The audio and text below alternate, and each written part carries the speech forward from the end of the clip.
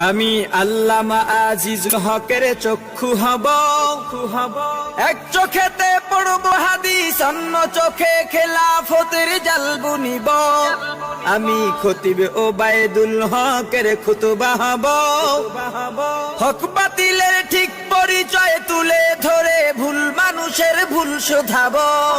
আমি শাহজালালের তাকবীরের ধ্বনি হব, আমি শায়েখে কুরআকারী ইব্রাহিম হব।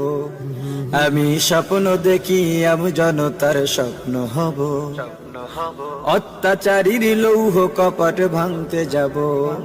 আমি আহমদ শফির সাহস বুদ্ধি হব, খাঁটি মানুষ ডর ভয়হীন সত্য বলে ইলমে ওহির নূর বিলাব।